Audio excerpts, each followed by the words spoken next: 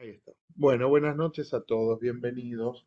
Mi idea es repasar un último párrafo que no vimos de la introducción y después avanzar en el primer capítulo o trabajar en el tema del primer capítulo. Básicamente lo que yo quiero ver de la introducción, que ya lo repartimos si ustedes lo tienen, el último párrafo que es sumamente interesante. Hay una importancia de bienvenida, de leer las introducciones. Las introducciones a veces nosotros nos parece que son redundantes, pero el autor al final casi todo lo que tiene que decir lo dice en la introducción. ¿Sí? Eh, un poquito antes. Dice así, descubrí que nuestros sabios de bendita memoria incluyeron estos elementos en una formulación diferente, más detallada, en la que están organizados de acuerdo a un orden jerárquico para su correcta adquisición. O sea, que están escritos de tal manera que uno va a conducir al otro, que se necesitan todos para ir construyendo esta idea que recuerden, de ser yesharim, de ser personas rectas, ser personas justas, ser personas piadosas, a ser personas sagradas. Ahora voy a explicar. Es un concepto difícil, muy específico.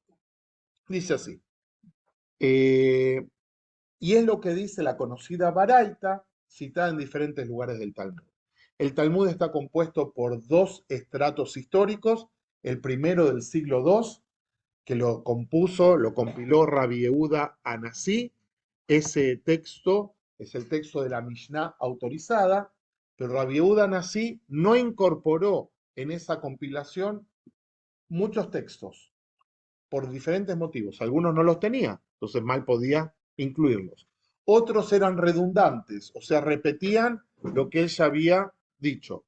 Otros contradecían su opinión de una manera que él no quería incluirlos, porque él pone contradicciones. Y esos están en diferentes partes del Talmud y también compilados en un libro que se llama Tosefta. Tosefta de la palabra de agregado, ¿sí? Eh, Esos textos se conoce como Baraita. Baraita es un texto de la época de la Mishnah, pero que no entró en la compilación de Rabbi Yehuda Nasi. Es un texto que tiene una jerarquía importante, pero si discute con la Mishnah está por sobre ello. ¿Sí? Eso se llama Baraita. Y muchas veces las Baraitos son introducidas con algunas palabras, por ejemplo, dice Tanu Rabanán, enseñar nuestros maestros, o Tania, enseñanza, etcétera, uno las identifica por eso. ¿Qué dijo este rabino? Pinhas Ben Yair, yo lo puse al final, ahí está, esta es la famosa Baraita, está mucho más lindo como está traducido aquí.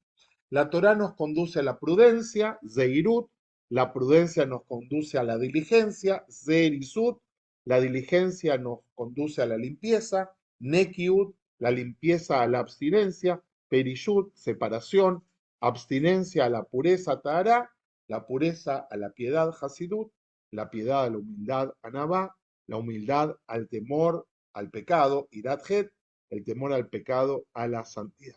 La santidad, el Ruach HaKodesh. ¿Se acuerdan que dijimos Espíritu Santo es una palabra rara para el lenguaje judío? Y por último, Tejiat Ameitim. Eso es el proceso que él dice.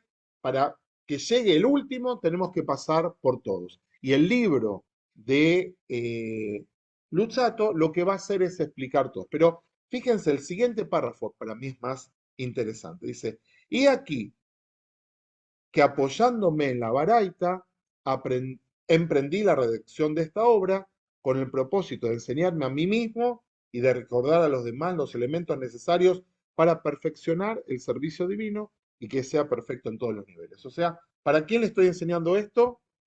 Primero, para mí, ¿sí? O estoy recordando, y después para otros. Él va a decir más adelante, en el final del capítulo primero, ¿qué pasa cuando una persona emprende este camino? No sé si alguien leyó el capítulo, ¿sí? Bueno, él dice, hola, bienvenida. ¿Cuál es el beneficio que una persona que emprende este camino trae? ¿Alguien se acuerda cuál es? Esa persona no solo mejora a su persona, sino mejora al mundo, a su entorno. Recuerden que Rambam trae una enseñanza muy similar, que es una enseñanza que yo amo, que está en el texto que se llama Ilhot Teshuvah, las leyes del arrepentimiento. En ese texto que yo conté que dice que una persona justa es la que tiene la mayor cantidad de acciones positivas que negativas, una malvada es la que tiene la mayoría negativa, uno intermedio, y después dice algo que yo lo salteé adrede. Lo mismo pasa con la ciudad y lo mismo pasa con el mundo entero. O sea, habría que ver que el mundo está en equilibrio y que cada acción nuestra lo desnivela hacia lo negativo o hacia lo positivo. O sea, poder percibir que nuestras acciones tienen un impacto real, Rambam lo pone de esa manera. Y también Luchato dice, cuando uno emprende este camino, influencia en el resto de las personas. Pero, Joyce. Tengo una duda, ¿esto de llegar a la santidad Sí. es una cosa factible o es un esfuerzo por un camino? De los 26 capítulos del libro, él habla de la santidad en cuántos? En uno. O sea, solo enuncia eso. ¿Sí? Recordá que en la Torá dice que Doshim Tigiu, como si fuera un anhelo, como una búsqueda futura, no lo dice en tiempo presente. Es como un proyecto de vida, no podría decir inalcanzable, porque tiene la posibilidad de alcanzarse, pero como dijimos, ¿se acuerdan en las clases de Rambam? Que Rambam hablaba de diferentes categorías de personas y en una categoría, ¿quién estaba? Solo él. ¿Sí? Solo podía entrar él en esa categoría. Bienvenido, Fanny. Aquí está tu hermana también. Bienvenido Luciano. Bienvenida Andrea, a todos los que no saludé antes. Pero fíjense lo interesante, cómo él va a componer este libro. Y es el párrafo siguiente. En relación de cada uno de esos niveles, voy a explicar la naturaleza, o sea, voy a explicar qué es. Cuando hable de la humildad, voy a explicar qué es la humildad, porque a lo mejor para mí y para vos, o para ti, la humildad quiere decir algo distinto. Entonces hay que explicar. ¿Se acuerdan que yo dije que Sadik en el mundo de Rambam es una cosa y en el mundo de Rebbe de Lubavitch, del primer Rebbe de Lubavitch, es otra? Entonces hay que definir qué es cada cosa. Pero él dice, voy a explicar la naturaleza, la división de los detalles, o sea, cómo está compuesta esa, el camino para adquirirlo y también los escollos. O sea, voy a construir todo el camino para que tú estés atento y cómo cuidarte de no caer de esos lugares. Entonces ese es el proyecto del libro. No vamos a ahondar mucho más en la introducción. Durante el primer capítulo hay algunos conceptos que son muy interesantes de revisar. Uno de los primeros conceptos, fíjense cómo se llama el capítulo, acerca del deber del hombre en su mundo. Quiero leerlo en hibrid para que entendamos bien cómo se llama. Biur, él va a explicar, Lekol Jobat a Adam Beolamo. ¿Cuál es el deber del hombre en su mundo? El Rav Sherki, que es un rabino muy famoso, del que hemos hablado en muchas oportunidades, él lo que dice es que al principio del capítulo, si ustedes lo leen rápidamente, va a decir que el deber del hombre es, para los que lo leyeron, no, el fundamento de la piedad, ¿cuál es? El deleite, ¿sí? El deleite. La palabra deleite en hebreo es ta'anug, es disfrutar algo. En hebreo se dice, ta'anug, es una cosa agradable. Y para nosotros en general, nosotros no estamos acostumbrados a hablar de temas espirituales con la palabra deleite, ¿sí? La palabra deleite está más asociada a qué? A la comida, al mundo sensible, al placer erótico, ¿sí? A la sexualidad. al placer estético, es una palabra rara. No digo que no está bien, perdón. Uno de los riesgos, muy bien, es que termine siendo el mundo de los sentidos y el mundo del placer lo que sea lo que nos empuje. En un ratito vamos a ver un poquito más allá. Pero el Rav Cherki empieza el comentario a esto basado justamente en dos enseñanzas que tienen que ver con esto, con cuál es la atención o cuál es la energía principal o a qué dedica la energía principal el hombre, si a cumplir sus deberes o a disfrutar del mundo. ¿Qué les parece? Bien, por aquí dicen las dos cosas. Les digo por qué. Debería ser un equilibrio. ¿Es un equilibrio?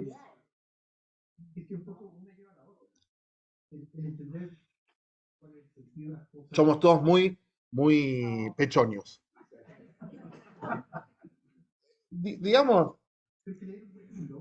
bueno, muy bien. Hay un deleite que es espiritual y hay un deleite que es físico. Lo que vamos a leer por aquí nos invita a pensar que hay otro tipo de deleite. Él va a decir que hay un deleite superior, ¿sí? Un ta'anuk superior. Muy bien.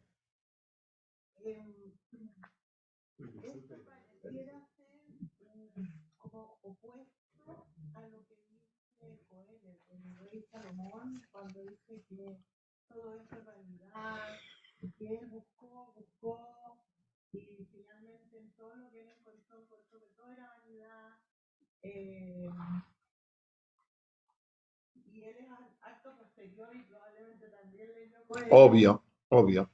El rey Salomón tiene una característica que dice que él probó la sabiduría, el poder, la sensualidad, la belleza y no me acuerdo del quinto más. O sea, 5 caminos que él probó y se da cuenta que dedicarse solo a eso conduce a la insatisfacción. Si el rey Shlomo hubiera vivido en los años 60, hubiera dicho esto solamente produce angustia existencial.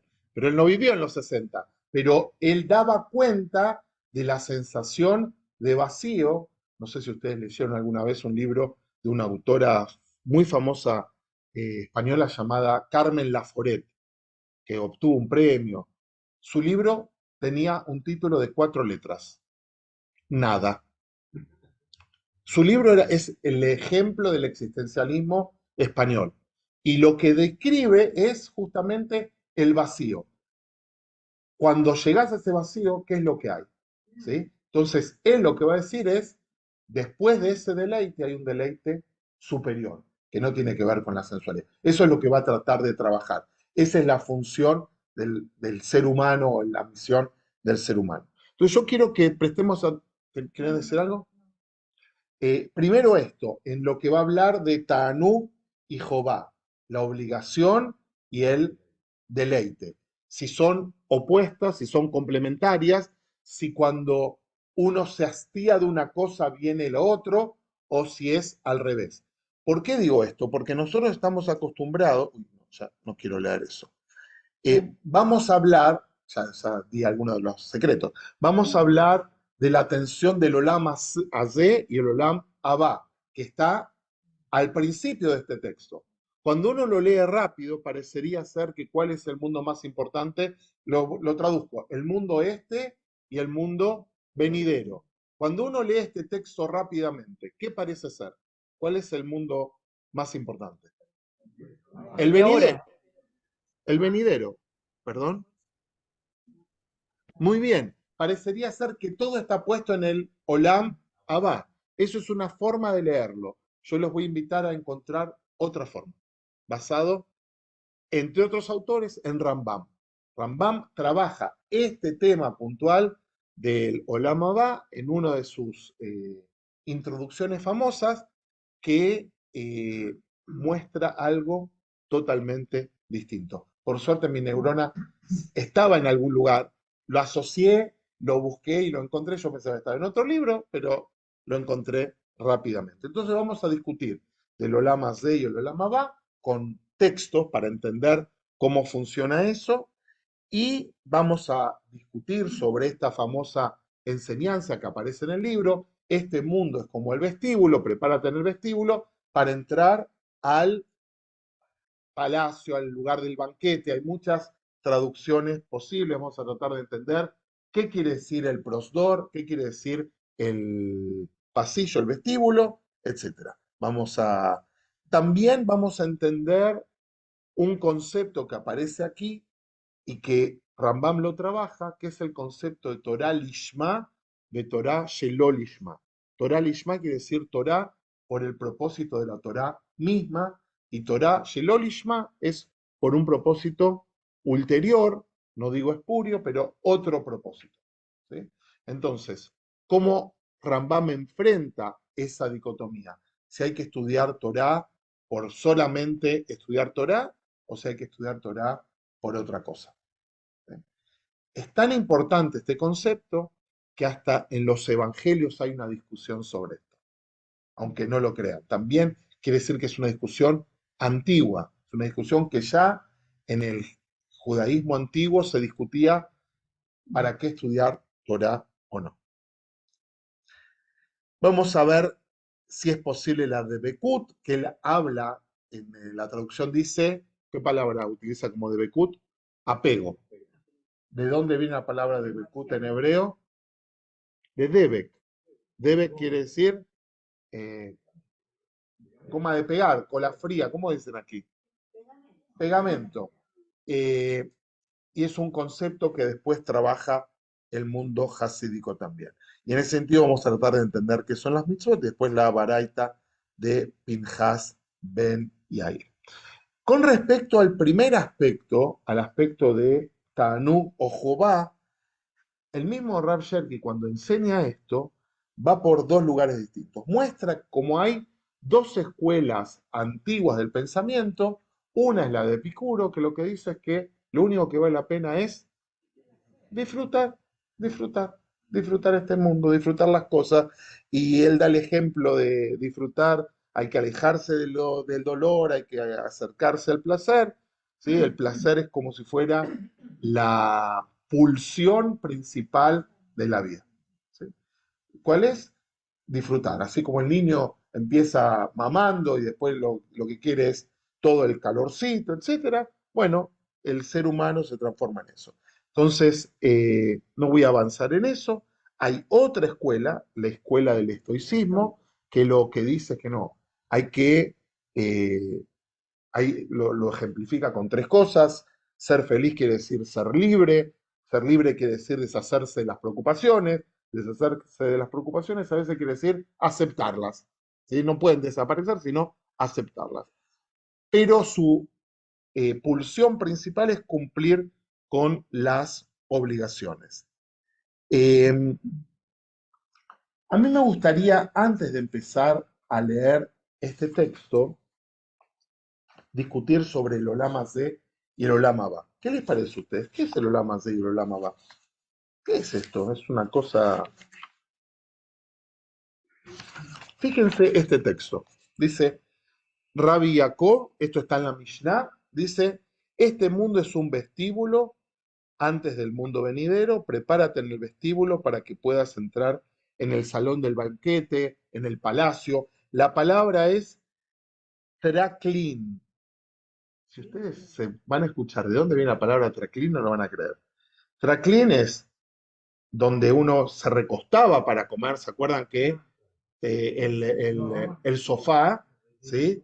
También es eso, el lugar donde se comía, el lugar del banquete, pero hay una palabra que la relaciona con, para los que leen hebreo, clínica, ¿sí? Fíjense, ahí está en el Jastro, dice eso, clínica. Es un lugar, el prosdor es un lugar aparentemente oscuro. Prosdor es el vestíbulo, ¿sí? Como el foyer, ¿sí? Pero no el foyer como este que es luminoso, es el lugar donde uno pasa de un lugar, de un estadio al otro. Como un túnel, muy bien. Y la diferencia es que en el otro lugar hay luz. Hay que prepararse acá para llegar al lugar de la luz. Hay dos autores que el Rav Sherky, cuando hace una comparación, una explicación con respecto a eso, trae. Uno de ellos es el Rav Kook. El Rav Kook dice, y es verdad, las personas les cuesta llegar al deleite divino solamente por el deleite divino. Y por eso a veces llegan con otras intenciones. ¿Sí? O sea, no llegan por las intenciones más puras, pero se acercan por otras intenciones. Y el que trabaja mucho esto es Rambam. Rambam, en la introducción al Perek Helek, al capítulo que va a hablar del Olam Abba, es interesante porque el Olam Abba muchos hablan, pero nadie lo describe. ¿Por qué nadie lo describe? No se puede, ¿no? No se puede, es un lugar ideal. Muchas veces se lo asocia a otra idea que es la del Gan Eden, ¿sí? Como un lugar ideal. Al principio estamos en un lugar ideal, después vamos a ir a un lugar ideal. Rambam lo asocia con lo siguiente, dice así. Fíjate, cuando alguien lleva a su hijo a enseñarle Torah, que es por su mayor bien, a veces el niño, por ser pequeño, por su debilidad de entendimiento, recuerden que Rambam es medio bestia, dice, no comprende el nivel de este bien y lo que de él vendrá en su plenitud. Y por eso es necesario forzosamente que el maestro, que es más íntegro, que es más grande, que es más adulto, que sabe que es por el bien del niño, lo anime a estudiar las cosas que son a más con él por la pequeñez del año y le dice, lee y te daré nueces o higos y te daré un poco de miel. ¿Qué quiere decir esto? ¿Qué les parece? ¿Lo está? Lo está incentivando, muy bien. Es una educación de índole conductista.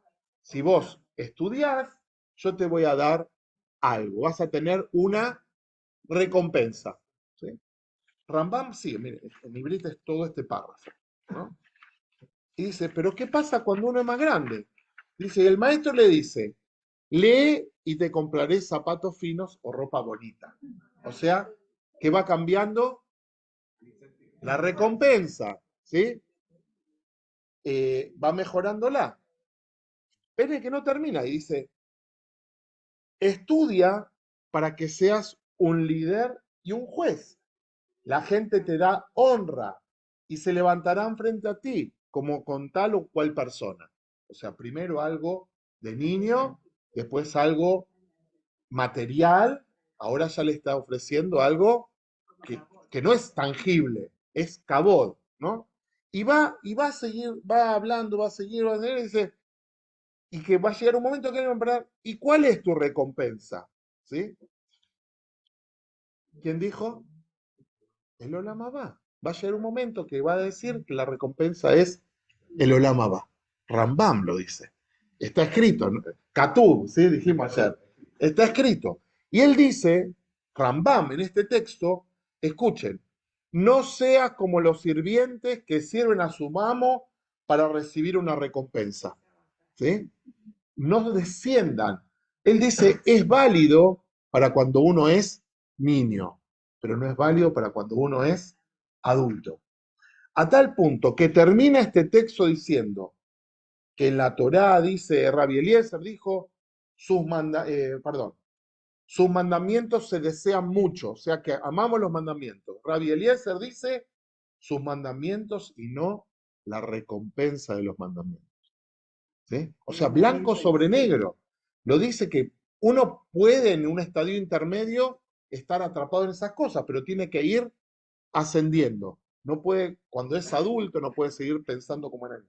Y sigue, dice, ¿y cuán lúcido es esto? Y una prueba clara de lo que hemos escrito en este ensayo, y aún mayor es que esto es lo que dijeron en el Sifrei, que es un Midrash, para que no digas, y aquí que estoy aprendiendo tu Torah para ser rico, para que me llamen Rab, para tener honor, para que reciba recompensa en el mundo venidero. No estudio Torah para tener recompensa en el mundo venidero. Por esa razón, la declaración enseña, ama al Señor tu Dios. Todo lo que hagas, hazlo por amor a él y no por una recompensa interior.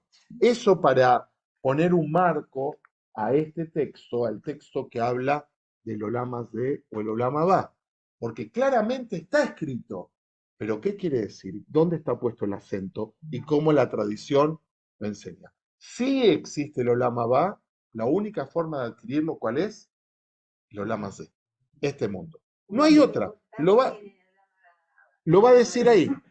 Imposible que alguien como Maimónides hubiese pensado que el Olama va es una especie de metáfora, no sé cómo explicarlo, como una meta que él mismo quizás no quería que existiera, podía existir, no existir, pero que digamos, la necesidad de estar en serio era para poder crecer y hacer un Olam en este mundo, mejorar la obra de Dios.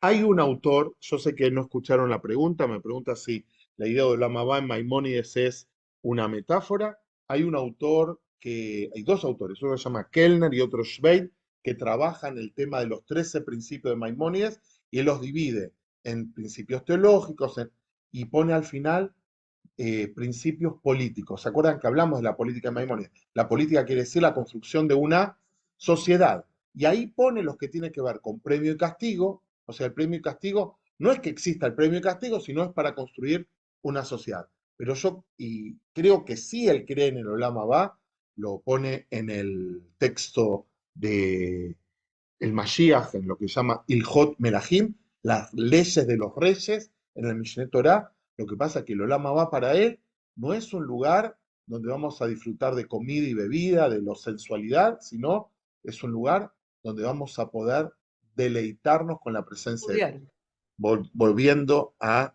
este autor, ¿no? La percepción o, o el encuentro con lo divino, ese se lo llamaba. No es un lugar de materialidad, no es un lugar de sensualidad, no es un lugar donde te portaste bien acá y no te fue tan bien, vas a tener la recompensa. No, el Olama va para Maimónides en especial, no tanto para este autor, es el lugar donde uno ya se desprende de su mundo material y solamente tiene la posibilidad de la meditación frente a la presencia divina. ¿Okay? Ale, Sí, Ale, una cápite que me surge. Tampoco está mal, pienso yo, hacer la cosa en el Olam Hazé con deleite, digamos, para acceder o ascender al Olam Abba, porque podría verse desde un punto de vista como una contradicción entre la idolatría propia, digamos, y el respeto a Dios, pero en el fondo la manera es esa, es llegar al deleite acá para poder acceder a lo máximo allá, digamos, en mira, mi... es tan interesante lo que vos decís que yo lo tengo en esta lámina, que se pregunta acerca del sentido de las mitzvot. No habíamos acordado nada, Steffi, ¿no? No, No, no habíamos hablado. La tradición judía dice que nosotros tenemos 613 mitzvot, 365 negativas, 248 positivas, Rambam las enuncia, otros autores las enuncian, pero hay una pregunta que la halajá misma no, o que la tradición no la dice, que es ¿por qué cumplir las mitzvot? Y aquí hay varias escuelas. Es lo que se llama los tamei a mitzvot. ¿Qué quiere decir tamei a mitzvot? ¿Qué quiere decir la palabra tam? Gusto, tamei a mitzvot quiere decir el sentido de las mitzvot, ¿sí? ¿Por qué cumplirlas? Si hay muchas escuelas, desde las escuelas más extremas, por ejemplo, un autor contemporáneo es Ishayahu Leibovich. Ishayahu Leibovich es un autor muy conocido, es el pensador del siglo XX más radical en muchos aspectos, una persona que tenía no sé cuántos doctorados, educado en alemán, y después doctorados en el área de ciencias duras, y después se dedicó a la filosofía. Él dice, cumplir las mitzvot, esto es para Steffi, por deleite es idolatría. Es idolatría porque estamos cumpliendo las mitzvot con una intención posterior. En mi vida personal, a mí Leibovich me parece que sirve para destruir, pero no construye. Lo he estudiado, es un autor muy famoso y hay personas que están fascinadas con Leibovitz. A mí me parece que es interesante para enfrentar nuestras idolatrías. Él es muy radical, muy radical. Del otro lado, el hasidismo dice, Idu et Hashem besimcha, adoren a Dios con alegría, o dice, el Baal Shem Tov tiene un texto sutil, dice, ¿por qué Dios, por ejemplo, nos da la mitzvah de Pru Rebu, de crecer y fructificados, y que sea con placer? Porque podría ser algo mecánico, crecer y fructificados, la vida de la sexualidad. ¿Por qué? Porque es parte de eso, porque está bueno disfrutar. Fíjense cómo uno dice su mandato, otro el placer. En la tradición hay muchas visiones. Y hay otra que es las mitzvot es el medio para conectarnos con Dios. A mí me gusta mucho, es una visión hasídica que toma la palabra mitzvah no como mandamiento, sino como tzavta, que quiere decir estar conectados, estar unidos, y cada vez que uno hace una mitzvah, la mitzvah, entre otras cosas, está precedida generalmente de una braja que dice Baruch atah Hashem Elokeinu melech haolam. O sea, cuando decimos la braja que estamos haciendo, estamos conectándonos. Y a mí me gusta utilizar una metáfora absolutamente mundana, ¿sí? En sus casas tienen una aspiradora, ¿sí? Y tienen una batidora, ¿sí? No sé, esta no sé dónde, hay en mi casa, pero no sé. Y las dos necesitan conectarse ¿con qué? Con electricidad. Y una aspira y la otra bate, ¿sí? Las mitzvot son como eso. Es la forma de conectarnos con la energía, pero algunas son con los brazos, otras son con lo que comemos, otras son como nos portamos con el ser humano. O sea, hay una conexión general, pero las vías son distintas, pero todos tenemos que conectarnos a la misma red de energía. Eso es cuando yo digo medios. Luchato va a decir que las mitzvot son los medios para llegar a lo más. Lo dice directamente, no hay una doble lectura y una forma. Es más, cuando él habla de Debekut, uno podría preguntarse, ¿cómo el ser humano, que es finito y es corruptible y es temporario, se puede, imperfecto, cómo se puede vincular con lo superior, con lo trascendente? Recuerden la teoría que vimos en otros libros. Apego es de Bekut, sí. En realidad es la única palabra más o menos que se puede traducir. Adhesión, puse yo, adherirnos, ¿sí? Puse por ahí para que no, parece más plasticola, parece más con la flia, sí, sí. Entonces se preguntan cómo esto que es infinito puede entrar en contacto con esto finito. Aristóteles dice, prohibido, lo infinito y perfecto, si toca lo temporario, pierde su categoría, se impurifica. Entonces no puede juntarse nunca una cosa con otra. Escuché una interpretación que es muy linda, dice, lo hacemos a través de las mitzvot. Hay tres posibilidades. Una es imposible, no podemos estar en contacto con Dios. No podemos, ¿sí? Él es tan trascendente que no hay forma de contactarnos. La segunda es imitar sus acciones. Recuerden ese texto rabínico tan bello que dice, así como Él es misericordioso, tú tienes que ser misericordioso. Así como Él viste al desnudo, tú tienes que vestir al desnudo. Así como Él acompaña al enfermo, tú tienes que acompañar al enfermo. Así como Él provee consuelo al doliente, tú tienes que dar consuelo. ¿Y de dónde lo sacan? Entre otras cosas de lo que vemos ahí atrás, ¿sí? Así como Abraham fue visitado por Dios cuando estaba enfermo, cuando le hicieron el Brit Milá, yo siempre digo ese cuadro, nos falta lo que está diciendo Abraham en ese momento. Eso fue el tercer día del Brit Milá de Abraham de casi 100 años, ¿sí? Cuando encuentra a los malajim. ¿Qué decía Abraham en ese momento? Ay, ay, ay, ay, ay, ay. ¿Qué podía decir? Estaba al pleno día, los 3 días del Brit Milá. No tenía... Hoy ve y decía, sí, porque era Ashkenazí. Porque Abraham era Ashkenazí. Entonces, la tradición dice, ¿De dónde sabemos que Dios visita al enfermo?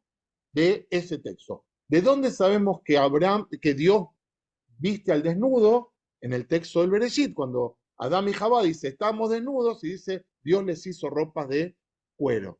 ¿Sí? Y el tercer texto, ¿cómo sabemos que Dios participa de la Hebra Kadishá?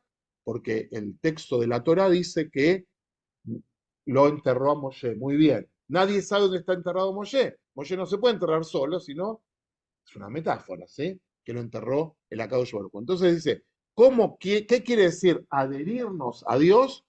No quiere decir tocar a Dios en este sentido, quiere decir adherirnos a sus midot, a sus virtudes, a sus características. O sea, los rabinos trabajan mucho con la interpretación. Y el último es hacer la mitzvot. ¿Cómo lo infinito se conecta con lo finito? A través del mandato que él da. Entonces nosotros siguiendo el camino que él nos dio, es como entramos en contacto. Eso sería la otra visión. Sabta es estar juntos, es una palabra que quiere decir estar reunidos, ¿sí? Estar reunidos. Bien, yo querría empezar a leer un poquito de este capítulo. Lo tengo que encontrar mi ejemplar primero. A ver. No, el ejemplar que yo tengo marcado. No. Ale, Yo tengo Ale, todo rayado. Sí, y se podría decir, también me quedé pensando en eso tan bonito que tú dijiste, que entre el Olam Hazé y el Olam Abba está este túnel. Y en ese sí. túnel quizá todo este tipo de cosas que tú dices, ¿cierto? O que se dice, ¿cierto? Las maneras de acercarse entre lo infinito, lo finito y lo infinito, igual es un camino que es intangible. Entonces tampoco se está violando ese principio de juntar estas dos cosas, sino que hay una transición para llegar de un lado al otro a través de todo esto, que también es como bonito. Es tan poderosa esta metáfora que es como la metáfora del nacimiento. Nosotros también venimos a través de un túnel, ¿sí? También venimos de un túnel que es hacia este lugar y el otro túnel es hacia el otro lugar. Bien, a mí me gustaría, Una cosita corta, por favor. Andrea, dale, por favor. Sí, Si yo le es le que, pedí especialmente a Leopoldo que venga porque quería que discutamos hoy. ok. Porque la idea no era solamente hablar, sino el texto lo pueden leer solo. Lo importante es entender algunas otras cosas que están subyacentes en el texto que no la vamos a encontrar solo. Dale. Porque Dios nos insufló, digamos, de su chispa divina. Eso es un poquito. Sí.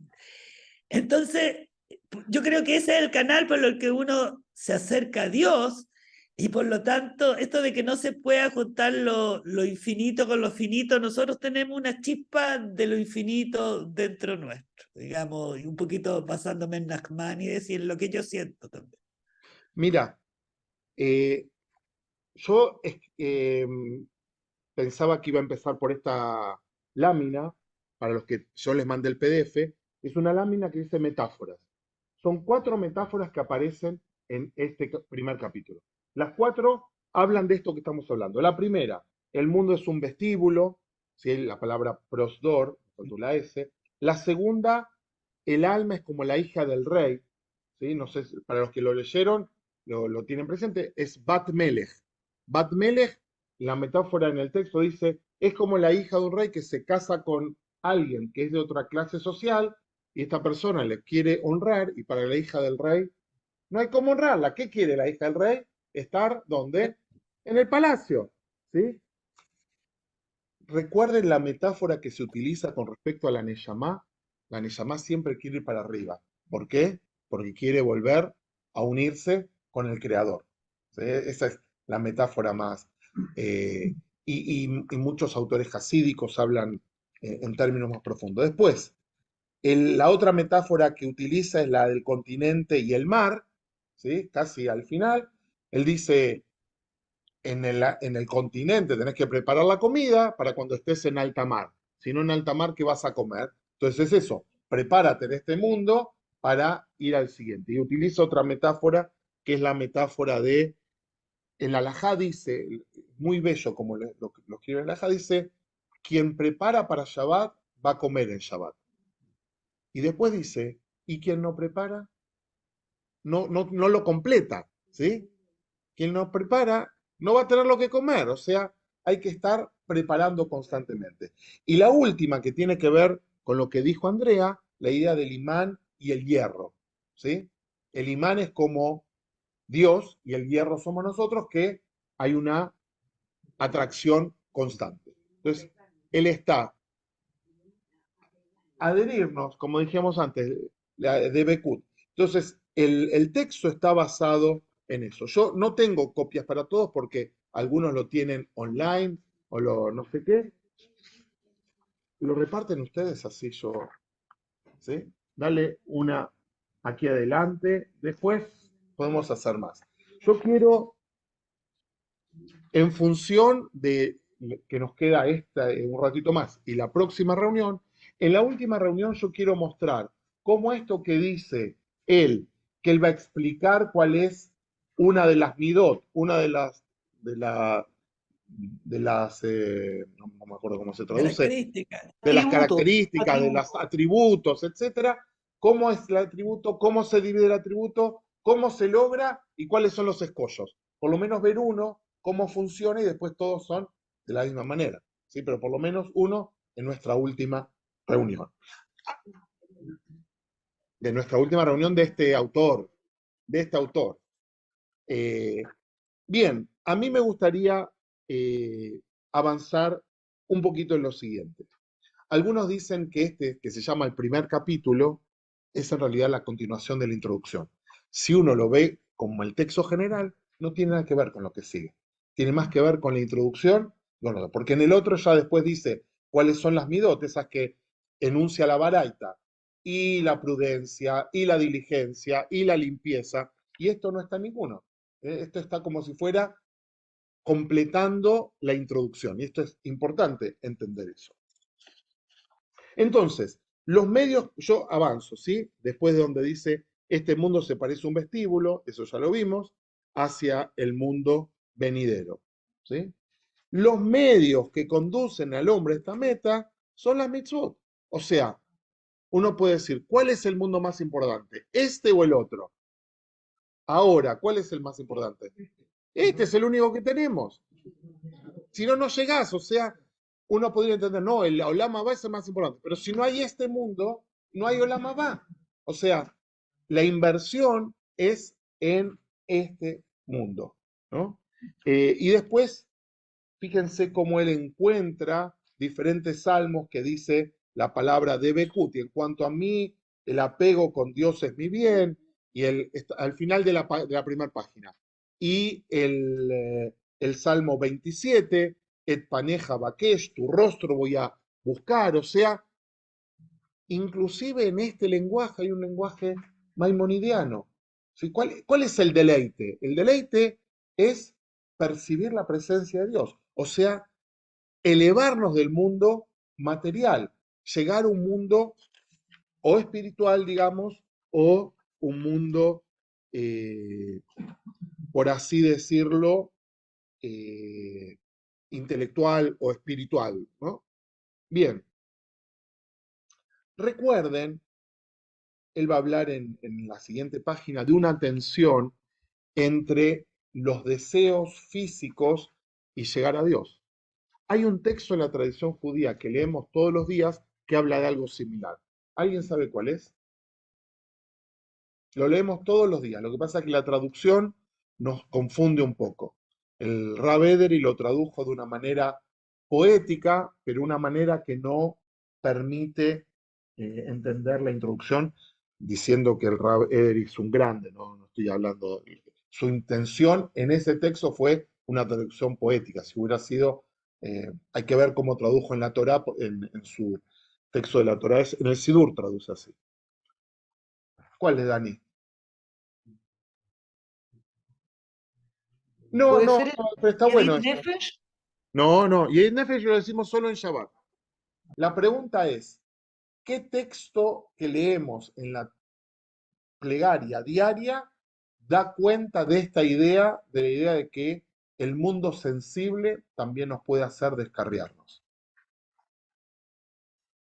Es en la tercera de las parashot del Shema, que en Ibrit dice, Velota turu, ajalel bamjem, beajarei enejem, asheratem zonim ajareiem. En español, el Rabederi tradujo de una manera más general, y no correrán detrás de vuestros impulsos, una cosa así, impulsos. En hebreo dice algo más crudo, no se desviarán por sus ojos y sus corazones que los prostituyen. O sea, el mundo sensible también puede ser un mundo de el engaño, el mundo de la sensualidad extrema y que no nos permita.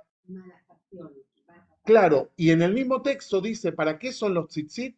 Los, para recordar las mitzvot y para recordar a Dios. En ese mismo texto dice una cosa así. Bien, la pregunta que yo hacía al principio, que decía, ¿qué pasa con una persona que cumple con las mitzvot? Es el final de la página 2, ¿sí? Dice así. Dice así. Y si se controla a sí mismo y se apega, está en la segunda página abajo, hay un párrafo grande, un poquito más arriba. Entre paréntesis dice Nidvak. Y si se controla a sí mismo y se apega a su creador y utiliza al mundo únicamente como ayuda para servir al creador, y se elevará y el mundo entero se elevará con él. O sea, nuestra tarea, fíjense que se acuerdan que en la primera clase yo hablé de Tikuna Nefesh y de Tikuna Midot como la reparación interna. ¿Qué dice Lutzato? Al final, después que nos reparemos a nosotros, nosotros vamos a impactar en nuestro medio. Hay un cuento muy viejo, muy sencillo, de un padre que estaba leyendo el diario y el hijo lo torturaba. ¿Se acuerdan cuando había diario de papel? Sí. El hijo lo torturaba, lo torturaba, lo torturaba, era domingo, el padre quería descansar, entonces agarra una hoja, rompe la hoja y le da la hoja al hijo y le dice, armá esta hoja. Y el hijo viene rapidísimo. Dice, ¿cómo hiciste? Me dice, lo que pasa es que de este lado estaba el dibujo de un mundo y del otro lado estaba el dibujo de una persona. Me parecía más fácil arreglar la persona y así se arregló el mundo. ¿Sí? O sea, este concepto de arreglar el microcosmos para impactar en el macrocosmos. ¿Sí? Y nosotros sabemos, bueno, la escuela de Palo Alto de psicología, una de las cosas que se llama la escuela cibernética, ¿no? Porque es de computadora, lo que dice es que si uno hace un input diferente, el sistema todo cambia. Y es así, si uno, cuando alguien viene muy enojado, ¿sí? ¿Alguien se enoja acá? ¿Alguno? Nunca. Y la otra persona, en vez de responderle de la misma manera, le responde haciendo un input distinto, puede ser que la persona cambie. Hay un paréntesis muy grande. En el, te da más rabia. En el Talmud, en el Pirkei Avot dice, nunca trates de calmar a tu amigo cuando está enojado. ¿Sí? ¿Por qué? No, hay que dejar que baje la espuma, porque si vos lo tratás de... Es terrible. Pero para mí me pareció importante esta idea de el mundo entero se elevará. O sea, cuando uno empieza a leer este libro, piensa que tiene una intención minimalista, arreglar al hombre. ¿Ustedes conocen el concepto de historias mínimas? Historias mínimas, antes se contaban las historias de las grandes epopeyas de los países. Ahora hay una tendencia de contar la historia mínima, entonces historia de la comida, historia de la vestimenta, ¿sí? Y desde ese lugar se interpreta toda la otra historia. Hay una película muy famosa argentina que se llama algo así como Historias Mínimas, que es una persona que va por la Patagonia Argentina y es una película que uno dice, no pasa nada, hay un habitante cada no sé cuántos kilómetros, el tipo está solo, va y viene todo el tiempo, se la pasa con un clima inhóspito, solo hay viento, hay lluvia, está gris. Y la película es ese. Cuando uno termina la película recién, descubre la belleza, porque toda la película es eso. Es esta persona que va en la Patagonia, a un lugar, y va a otro, y para comprar un kilo de pan tiene que agarrar el auto, tiene que viajar 10 kilómetros, volver a su... ¿Sí? La historia mínima. El autor empieza por una historia mínima pero después nos cuenta el secreto de que arreglando al ser humano va a tener un impacto en su alrededor. Pero no como un héroe, no dice que va a ser un héroe, no cuenta historias de heroísmo, no cuenta historias de personajes que van a transformar la realidad, sino transformándose él, va a traer, por así decir una metáfora, luz a su alrededor y eso va a cambiar lo que está a su lado. Y a mí me parece que es una idea interesante. Recuerden que nosotros leemos eh, cada Shabbat en los salmos previos un texto que dice Or Zaru al Tzadikim, una luz guardó para los justos y para las siguientes generaciones. ¿Sí? Que cada justo tiene que desentrañar, es un trabajo que él hace personal, pero impacta en otros. Bien, ¿qué más? Está la metáfora, ¿sí? Fíjense, resumiendo, en el capítulo 1, él dice resumiendo, dice el autor, el hombre no fue creado para estar en este mundo, sino para estar en el mundo venidero, pero su existencia en este mundo es un medio hacia la existencia en el mundo venidero, que es su objetivo. ¿Sí? Volviendo a lo mismo, Olam Hazé y Olam Abba, pero sin este Olam no va a tener, y ahí utiliza las diferentes metáforas, aquel que se esfuerza en la víspera de Shabbat, comer en Shabbat, o la idea de esto es como un continente para llegar al otro. ¿Sí? Ale, Ale, Tengo una ya, pregunta de Leopoldo y después te escucho tu pregunta. ya. Yo tengo una duda asistencial con el concepto de la nueva, porque se habla mucho, digamos, de las cosas que habría que hacer, o que hay que hacer, de cómo uno puede ayudar a otro, o puede ayudar a alguien que está, no sé, enfermo o algo así. Hay como cosas que uno hace en la vida para elevarse, ¿no? Pero como existe el bien y el mal. ¿Se escucha algo o no? Sí, se escucha la pregunta de Leopoldo. Dale. Sí, sí, Bien. te escucha. El bien y el mal. Se escucha un poco. Que ayudan a poder elevarse. Mi pregunta es, ¿qué pasa con aquellos que no logran o que no hubo otros que lo trataron de elevar? Porque se produce como un nudo ciego, por decirlo así, ¿no? Cuando pensamos en cómo otras religiones enfrentaron este tema, ¿no es cierto? La religión católica habla del paraíso, habla del purgatorio y habla del infierno, entiendo que eliminaron el infierno. En la religión judía un concepto bastante más abstracto, esto lo llamaba, pero no hay una contrapartida, es como si algunos se logran elevar y otros quedan en ninguna parte, digamos. Lo nombré a Jean-Paul Sartre durante mi introducción. Sartre tiene una obra de teatro, además de ensayos y novelas, escribió obras de teatro. Hay una obra de teatro muy chiquitita que él escribió, donde aparece un concepto que es duro, que dice, el infierno son los otros. ¿Sí?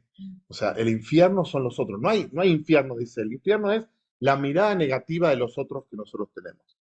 En la tradición judía se resuelve de varias maneras lo que vos decís.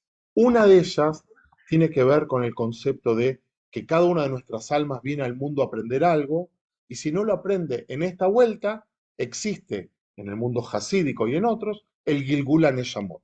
Gilgul Neyamot quiere decir, no cumpliste, no hiciste tu tikkun, y utilizo la palabra tikkun porque a todos nos hace referencia con el tikkun olam. La idea de tikkun olam originalmente es una idea mística, no es una idea de acción social, es una idea que tiene que ver con arreglar el mundo, la realidad, el cosmos.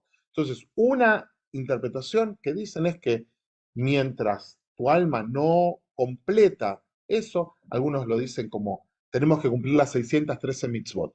Como no podemos cumplirlas, tenemos que encontrar otra forma. Entonces, tu alma viene a aprender y va a volver a elevarse. Obviamente hay un concepto de Geinom. La palabra infierno, en hebreo algunos dicen que es Geinom. Existen esos conceptos. Se llama de diferentes maneras, se llama Sheol, se llama Geinom, pero lo interesante de nuestra tradición es que no hay una sola doctrina con respecto a eso. Hay diferentes formas de entenderlo. Para mí, la idea, y eso voy a hacer algo muy interior, premio y castigo no está en el Olam Abba, sino en el Olam Hazé. Lo que hacemos nosotros nos transforma y es el premio y el castigo nuestra acción. Voy a dar el ejemplo más radical. Cuando una persona es ladrona, ¿cómo se relaciona con los otros? Con desconfianza, con temor, y ¿cómo va a sentir que los otros lo van a tratar a él? Igual. O sea, su castigo es cómo se conformó, cómo se transformó. Él va a desconfiar de todos, no va a construir, a no ser con la hermandad de los ladrones. Dice que, pero y tampoco mucho tiempo, porque a lo mejor, claro, pero a lo mejor va a tener miedo de que lo traicionen. O sea, el premio y castigo en una forma muy radical es lo que uno hace. Tu acción, lo dice también el Pirkei Avot, ¿cuál es la recompensa de una buena acción? Otra buena acción. ¿Y cuál es el castigo de una mala acción? Otra mala acción. Cuando uno se acostumbra a vivir así, ya lo hice, ya veo una película, no la vi yo, que se llamaba Matar solamente cuesta la primera vez. ¿Sí? Horrible, hasta el título es un título aberrante. Pero la idea y esto es una idea muy maimonidiana, de que uno se construye con la acción. Entonces, en el construirte con la acción, también va a estar o tu premio o tu castigo. Eso es una forma mía de entenderlo. La tradición judía, frente a estas personas que no pueden o no encuentran el camino, tiene un concepto que es muy famoso, el concepto de la teshuvá. ¿Sí? La teshuvá, que se traduce como de tres maneras, a mí me gusta más una. Arrepentimiento es la más habitual, la segunda es retorno, y la tercera, que a mí es la que más me gusta, es respuesta. ¿Sí? Teshuvá también es respuesta, respuesta a la vida. Uno tiene que dar respuesta a la vida. Uno en algún momento de la vida no puede seguir quejándose porque mis padres, mis abuelos, fui pobre. ¿Sí? Llega un momento que tiene que tomar la decisión de hacia dónde va y los valores con los que tiene que construir. Yo creo mucho en eso de construirse, y Rambam habla mucho de eso. Rambam, cuando uno lee Ilhot Teshuvá, se enoja, porque dice, ¿qué es el arrepentimiento? En el primer capítulo dice, la persona que se arrepiente se confiesa, que es un concepto que a nosotros nos resulta extraño, repara lo que tiene que hacer, lleva un sacrificio y ya está. ¿Sí? En la primera página. Y la gente, cuando yo enseño esto, y lo enseño muchas veces, casi todos los años, a mí me gusta enseñarlo, uno dice, pero Rambam la hace muy fácil. Y hay cosas que no se pueden reparar tan fácil. El mejor ejemplo dice, bueno, ¿y si alguien mató a otra persona? ¿Entra dentro de esta categoría? Lo que pasa es que hay que aprender a leer a Rambam. Rambam lo explica 5 capítulos más adelante. Pero primero te hace entrar y vos decís, ok, la teshuvá es fácil, es así, es así, así. Y después dice, hay 24 cosas que impiden la teshuvá. ¿Sí? Y da un ejemplo que yo amo. La persona que comparte el botín con un ladrón no puede tener teshuvá. Es como, aquí tiene un nombre, ¿cómo se llama? Sí, pero no, receptación. ¿Por qué? A vos te traen un estéreo, ¿sí? Que no sé si se robaban estéreos en Chile. Un car estéreo. En Argentina había gente que le robaban 7, 8, 9. Bueno, un computador. Te roban el computador. Viene una persona, roba el computador y te lo vende. Y vos lo tenés. Y después te das cuenta, esto puede haber sido robado. Un computador que salía 2 millones de pesos, te lo vendieron por 200.000 pesos. Decís, a lo mejor era robado. Y te agarra remordimiento. Y vos lo querés devolver. ¿A quién se devolves? A nadie. Entonces Rambam dice que ese es el ejemplo máximo de alguien que no puede tener teshuvá. ¿Por qué no puede tener teshuvá? Porque no hay cómo repararlo. O cuando uno lleva a otro al camino negativo. No solo que hace las cosas mal uno, sino que induce a otro a hacer. Y da todos ejemplos, o cuando lleva a la comunidad por el camino de mal. Todas cosas que no se pueden reparar porque ya salieron de tu poder, ¿no? Entonces, al principio Rambam dice, la teshuvá es facilísima. Léete este librito en media página, ya estás solucionado. Y después, por ejemplo, una de las cosas que Rambam dice es, ¿Qué pasa cuando una persona, vos le pedís perdón y no te quiere perdonar? ¿Sí? Porque está ofendido, porque le duele, porque está atrapado con... ¿sí? Entonces, Rambam encuentra la solución. Tenés que ir 3 veces con testigos y pedirle perdón de corazón. Pero en el texto inmediatamente después Rambam dice, uno no puede ser cruel. Si alguien te pide de verdad perdón, tenés que concederlo, porque si no, se establece un vínculo eh, asimétrico de poder. Porque primero el que tenía el poder era el ofendido, después el que pide el perdón. Entonces, Rambam, y termina diciendo en ese párrafo algo que yo amo, amo, amo. Para mí Rambam es una luz. Cuando en mi vida intelectual estoy muy místico, vuelvo a Rambam para tener aire puro. Y cuando estoy solamente racional, voy a lo místico para tener un poquito de belleza, de, de, de- de profundidad, ¿no? Entonces él dice, está prohibido ser cruel hasta hacer sufrir al prójimo cuando te viene a pedir perdón de verdad.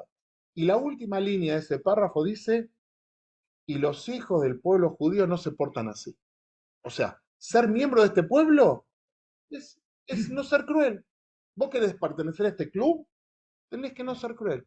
Es verdad, duele, a veces es difícil, a veces uno lo hirieron de una manera que toda la vida te acordás de lo que te hizo esa persona, pero Ramón dice, ¿sabes qué? Mejor perdonar y mejor no cargar el pécale contigo. No es fácil, ¿no? No es tan fácil, pero Rambam no es tonto y lo dice porque hay que mirar algo superior, para que uno no se quede atrapado y para que la sociedad pueda seguir circulando, porque si no es imposible. Bien, pero a veces queda tan lejos en el disco duro que no hay que acordárselo constantemente. Bien, Ale, sí, ahora te escucho, Steffi. Mi invitación a que la introducción la terminen ustedes. Bueno, todavía no terminamos, vamos a escuchar la pregunta y después yo voy a hacer una selección para la semana próxima de una de los atributos y no voy a hacer todo porque serían como 30, 40 páginas de cada uno. Lo que voy a hacer es mostrar cómo él lo define, cómo lo detalla, cuáles son los escollos, cuál es el camino para adquirirlo, para que entendamos cómo funciona. Steffi, Ale, bueno, además de que está tiene mi un amigo musar, Danico de Uruguay también por ahí, ahora lo veo. además de que tiene el musar entre los místicos y Rambam, entre paréntesis, y ahí va el Shvil Azab, la pregunta, así como tú dijiste con respecto a lo que dijo Leopoldo, que lo que pasaba con quizás con los que no podían ascender o cumplir con las midot y con las mitzvot y podía ir al Gilgul Neshamot, para esos que es al revés y que son tzadikim y que pueden cumplir con todo, no van al Gilgul Neshamot y irían directamente, es una pregunta Esos quizás van sin en primera, respuesta, viajan irían directo. en primera, Tienen, directo tienen, al tienen un, Olam. tienen un vuelo directo, no van haciendo, no van, ¿cómo se llama? Low cost, no van en low cost, sino van en vuelos directos. La metáfora dice eso, como se adhieren directamente a la presencia divina. Que tengan todos buenas noches, que estén muy bien. Gracias. Toda Rabá, toda Muy Rabá. buenas noches. Bueno, Chao. chao. Igual.